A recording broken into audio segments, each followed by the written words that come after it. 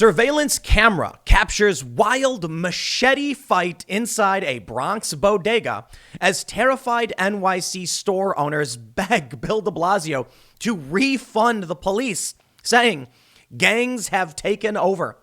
I love this saying, refund the police, because they've been saying defund the police, and in New York, they defunded the police. But when I first heard refund the police, I was like, I assumed the word refund, like they had bought something and they needed their money back. I didn't quite get it. But anyway, I digress. New York is in bad shape. I mean, there was an article I was reading the other day saying that 12,000 or so bars and restaurants are permanently going to close.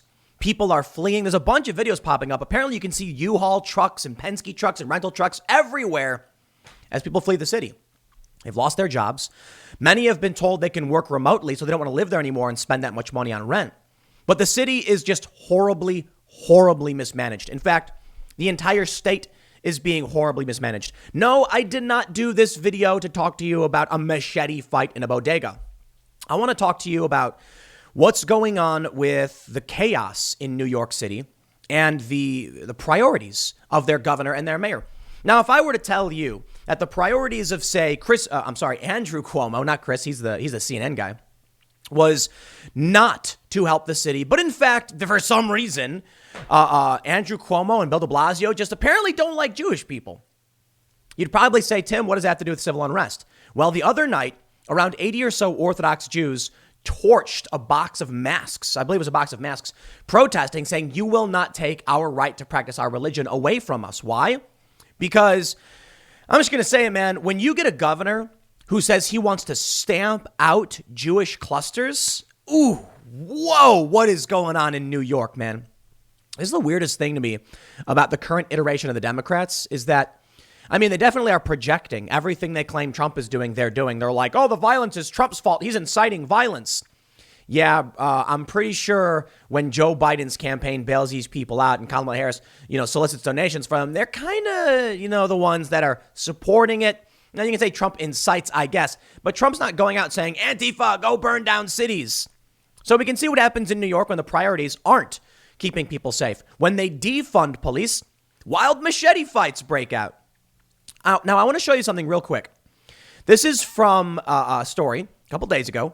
Governor Cuomo orders hundreds of schools in 9 neighborhoods to shut down, and he threatens religious institutions. And one of the most shocking things to me that I can't believe he said he was meeting directly with Orthodox leader on Tuesday to seek their help with getting people to comply with the rules.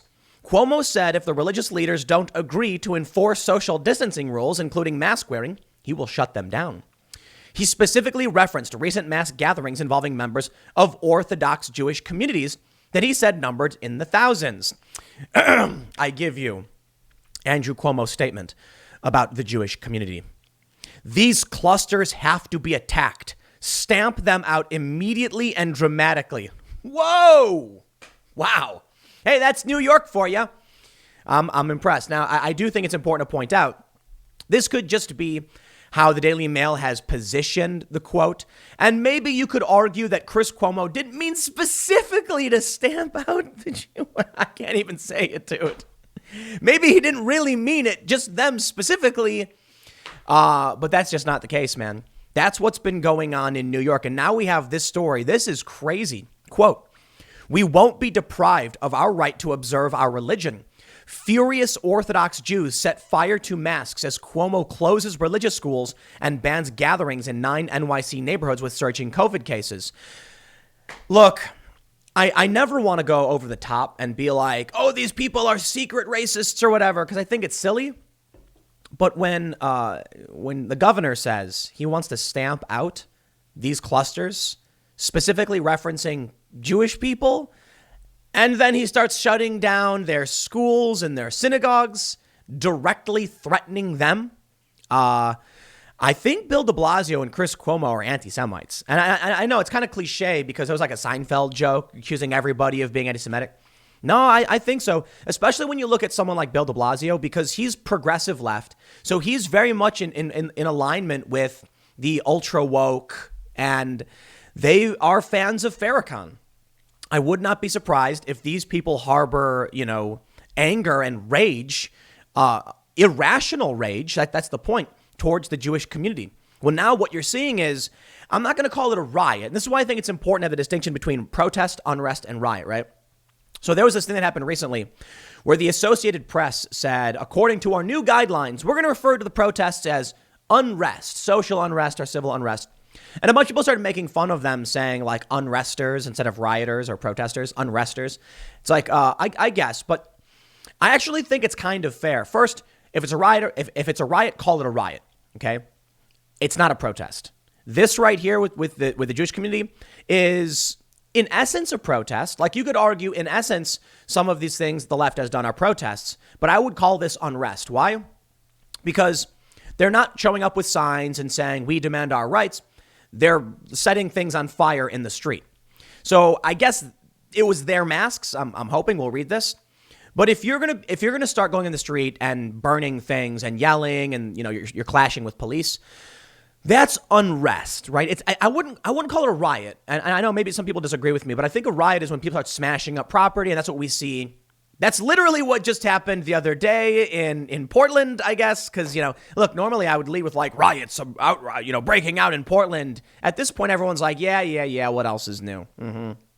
But we have in New York, the Jewish community, man, they're stepping up. They're saying no to this.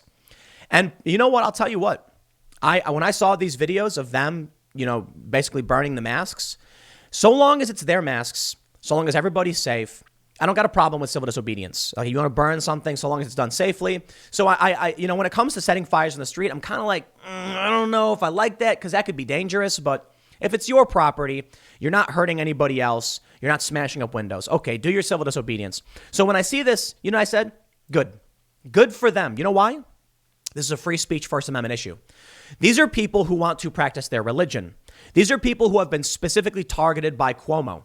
These are people who have said we've had enough and they're coming out. I mean, that's very, very different to say what Black Lives Matter is doing. When Black Lives Matter came out after the George Floyd incident, and many of these protesters laid down in the street in Portland and put their hands behind their back, I said, bravo. Good show, old chap. That's an excellent display of nonviolent civil disobedience. Blocking a roadway. Very annoying. But it was a large mass protest. It's very, very different from a roving band of marauders smashing up storefronts and burning things down. That's different. So far as this stays where it is, I'll be fine with it. I do not believe it is ever warranted to attack innocent people and destroy small businesses because of your grievances with the government. It's a tough problem. I know you want attention for your issue. This issue right here is free speech, their right to practice their religion. And what you have with Black Lives Matter was them protesting and the riots and stuff like that. They're angry over the death of people. I'm not going to say innocent, guilty, whatever, doesn't matter. Cops should not kill people. Now, sometimes bad things happen. And it's like there are circumstances where a cop kills somebody and you're like, yo, dude, that was messed up. Like there's this story in Texas where apparently this guy was walking away from the cop and the cop shot him. And they were like, that wasn't justified. Like the dude wasn't doing anything.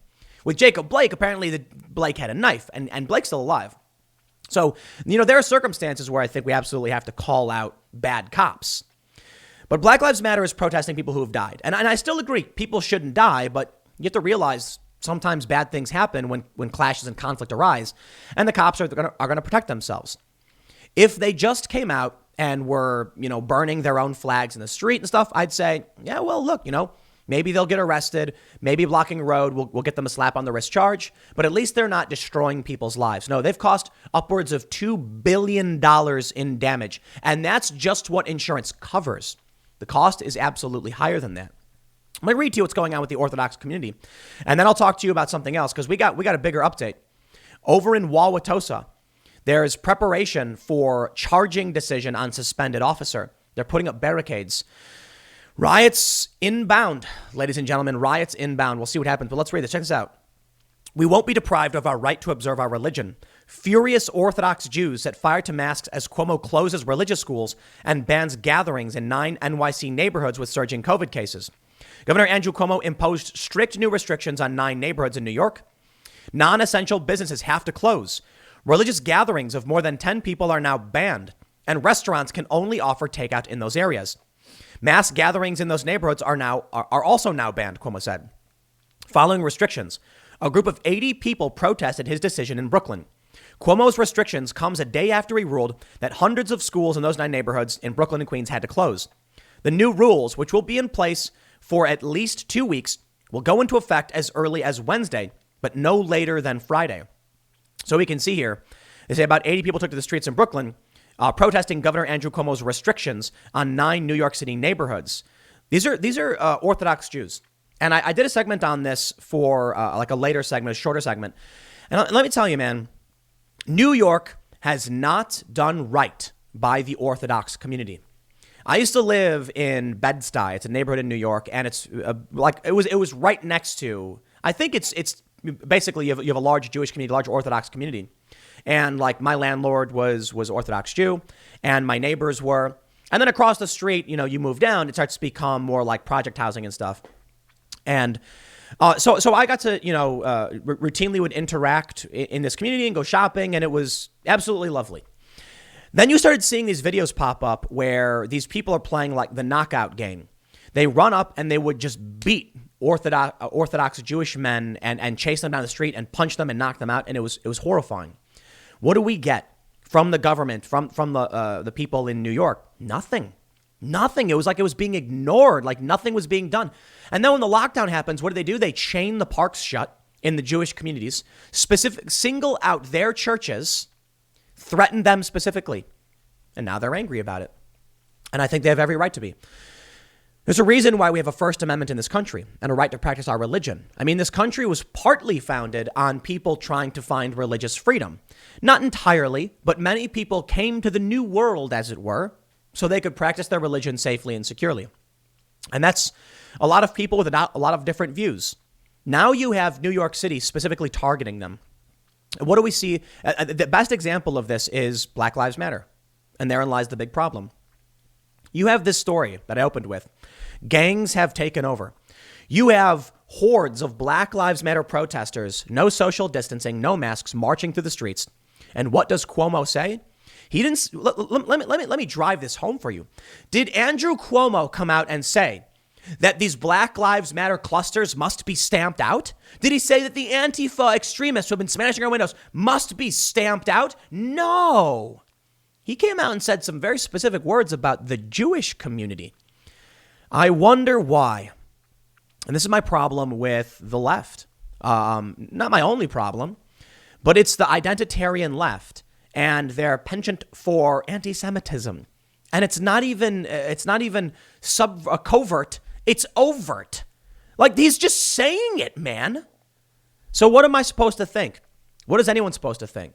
When you've got a mayor, Bill de Blasio, he marches with the protesters. He cheers for them. Meanwhile, he shuts all these businesses down. Then his wife's got a $2 million staff, apparently, siphoning away public funds. And then they target the Jewish people in New York City. It's no surprise then when you see the Women's March leaders defending the likes of Farrakhan. Yeah, I don't know what else you expect me to say. I think it should be very obvious to everybody who these people are and what they represent. This is why I've always said that the identitarian left is a kind of weird white supremacy. And I say weird because it's literally white supremacy. Like we saw what Prince Harry said. I don't know if you saw this quote, but he said that he believes that the world, in Prince Harry's view, was created, according to Prince Harry, by white people for, and this is what Prince Harry said, white people. Now I got to tell you, the reason why I broke up the quote that way is because I will not have that pulled out of context. No, Prince Harry said that. They believe this stuff. So they believe that. They want racial segregation, and they're targeting Jewish people. What does that sound like to you? I don't want to play into Godwin's law, but come on, man. To quote Joe Biden. Well, the riots that are happening, they're not going to stop anytime soon. The people who believe this stuff are emboldened and empowered by activists, by the media. You know, there's a photo of a Proud Boy. He's in prison, I believe, and he has an interracial family. And it's really funny that they call that dude a white supremacist. They call Enrique Tarrio a white supremacist, and Enrique Tarrio is a black dude. Now, by all means, I think the Proud Boys deserve a lot of criticism. I think they're, I think they do a lot of bad, they do things that cause trouble. I do. But I think you got to be fair about the criticism. You got to call them out for what you don't like about them specifically. Otherwise, you're not really getting to the root of the problem. Antifa, on the other hand, you have overt racist activists, anti-Semitic activists. They're white. They target the black community. There's this one video going viral recently where there's it was a walk away rally, I think, and there was a black man wearing a MAGA hat and a white dude, and the white dude yells Black Lives Matter at the black guy, and the black guy yelled All Lives Matter. And I'm like, man, 2020, huh? Let me tell you, if you come out and say we must listen to marginalized voices, and then you scream in the face of that marginalized voice because you don't like who they're voting for, you're a hypocrite. And I do not believe you actually care about anything you're talking about. And then you look at what they're actually doing. What is Bill de Blasio doing, this progressive? Well, he's gutting and destroying New York City. He's sending homeless people into rich areas, and he's saying he wants to buy up the property after everyone flees. I mean, that sounds like some kind of racket, drive the people out with high crime and destroying the businesses under the pretext of COVID, buy up the businesses for government housing. And then they go after the Jewish community. Man, I'm worried to think about what happens if these people stay in power and no one's paying attention. I don't know if it's going to resonate with regular people if they care.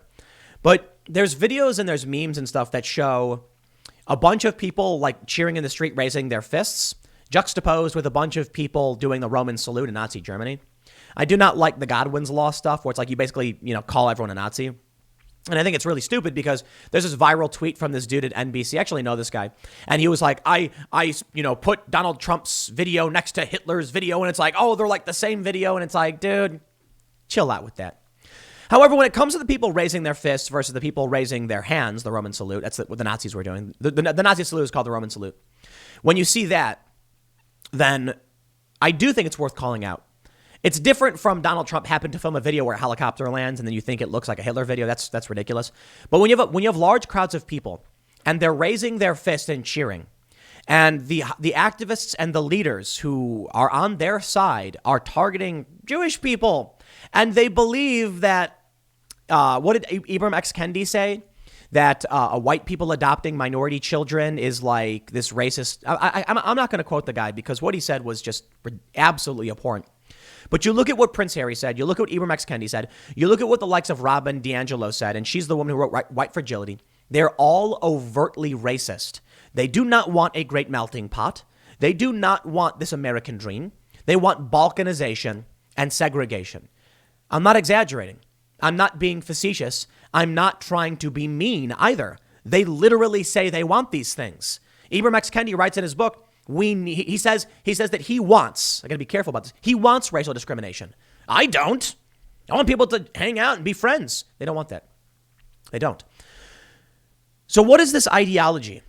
Is the only difference between what they believe and the Nazis believe, is the only difference the economic structure? It seems like it. Oh, well, they're communists, so their racial identitarian views and calls for balkanization and segregation. I guess people think in the media that's okay. They're unwilling to call out the left. And this is part of the leftward lurch. This is what I've talked about. It happens in every facet. So in every genre. COVID, for instance. You can't come out and talk about COVID saying that, if you come out and say too much, like it's time to calm down. And I'll give you a better example. Donald Trump had his post on Facebook removed for his comments on COVID. If you say anything that's like things aren't that bad, you cross that line, they will ban you. However, if you claim the sky is falling, the end is nigh, and everyone's going to die, well, that's totally fine. So then the conversation can only skew leftward because over time, what becomes normal is further and further left. That happens everywhere. You look at activism. If you can't come out and say America's great and they go, oh, look at the It's Okay to Be White campaign. Have you ever seen that? So this started, I believe, on 4chan. They made the most innocuous statement ever. It's okay to be white. And they put it up on white pieces of paper with just like black writing. And sure enough, the media went after it, saying it was white supremacy. Just telling people it's okay? Well, but there's undertones. No, that was the troll, dude. That's the leftward lurch. You can't even say it's okay for people to be white, let alone closer towards, defending, let alone be alt-right. Alt-right's purged instantly. You can't, and I'm no fan of white nationalists at all. In fact, I would say I very much despise this ideology. Why? It's the same thing. It's the same thing as what the left believes. I do not want racial segregation or balkanization. For those that aren't familiar, balkanization would be like segments of the country breaking off to form their respective ideological state. You know what I mean? So like the West Coast becomes this far left progressive utopia. I'll use air quotes on this one. And then you'll end up with the NFAC. It's an all black militia. They want their own black ethno state. Then you got the all right. I don't want any of that. You know why? Dude, we got to learn to live together. We're people. I got friends from all over the political spectrum. I got lefty friends. I got conservative friends. I usually don't really hang out with anybody, to be completely honest. You know, I work all day and I'm in the middle of nowhere. But I've got friends across the spectrum. I've got friends of all races. I've got LGBT friends. It's all that stuff. And we learn to live together. We don't understand everyone's perspective 100%, but we try to. We try to empathize, try to sympathize. We try to live together. If you start allowing this stuff that we see with like Cuomo, first comes balkanization. Then comes war, because you're going to have people saying, my tribe, your tribe, I want, I take. I understand this because I grew up in very racially segregated areas in Chicago. You're racially segregated by choice, which is scary. People just did it. There were white immigrants. They moved specifically into an area so that they could be around other white immigrants, like Polish immigrants in my area. And then you had the black community that basically they wanted to move into their own community, and that created this very like obvious segregation. And then you ended up with racism because people were like, those people, they don't live here. And I don't know if it was overtly racist, like the people on either side had disdain for each other based on race. It was more like they knew you didn't live here, so you were an other. And it wasn't necessarily about race, but it became about race superficially. And then it turned into overt racism. So when you let these people have their balkanization, what comes next? Well, then you're going to have clear dividing lines on racial. Nah, you're going to have this area is all one race. This area is all one race. This area is all one religion. And that's when the fighting starts. We learn to live together. We learn to work together. We compromise. You're not getting that in New York City. In New York City, the leaders are spray painting Black Lives Matter in the street. Well, not spray painting, but paint rolling. That's Bill de Blasio. We then see what these people believe. And it was like, I think it was Jacob Blake's dad. Okay, he's the guy in Kenosha who got shot, posting a whole bunch of anti-Semitic stuff. Maybe it's pointless to try and warn people about all this. Maybe it's a bit over the top, but I'll tell you what I'm seeing. When you have Orthodox Jews coming out and burning boxes because Cuomo said he wants to stamp out these clusters and he's shutting down their schools and their synagogues, man, I do not like where this goes. I do not like where this goes next. Is anybody going to call this out? Because I remember we said, never again. And I know it's cliche to talk about World War II and all this stuff, but shouldn't we be shocked and concerned about what Governor Cuomo said? Shouldn't he issue an apology? Like we can't even get close to this kind of ideology. Like we shouldn't allow it. So how is it Antifa is on the side of these people? I mean, not explicitly, but tacitly. They like the idea the progressives are doing them favors, although they'll still call for them to be removed because they're not far left enough. These people are on the side of Antifa as far as they can be. How is it that it's whatever group we're in, the enlightened centrists, I suppose, are actually in opposition to fascism and authoritarian leftism? When they say they're anti-fascist, they're not telling you they're libertarian. They're straight up authoritarian. They just don't like authoritarian fascism. Sure. I don't like what they're doing either. I believe in liberty and freedom. And I believe that the Jewish community has a right to express themselves and to practice their religion. And I believe the Constitution guarantees that. And that is true of people of all races, colors, creeds, LGBTQ, all that. I'm a social liberal. I've always been. Not a social democrat, not a democratic socialist, a social liberal. It's a center-left position. I don't think these people like me exist all that much anymore. I think either they've moved total social democrat, they're hiding and don't pay attention, or many of them have joined the classical liberal, which is a more center-right position. But I don't know what to tell you, man, other than this stuff freaks me out. But I'm glad to see that they're standing up for themselves, and I hope Cuomo and de Blasio get voted out. I'll leave it there. Next segment's coming up at 1 p.m. on this channel. Thanks for hanging out, and I will see you all then.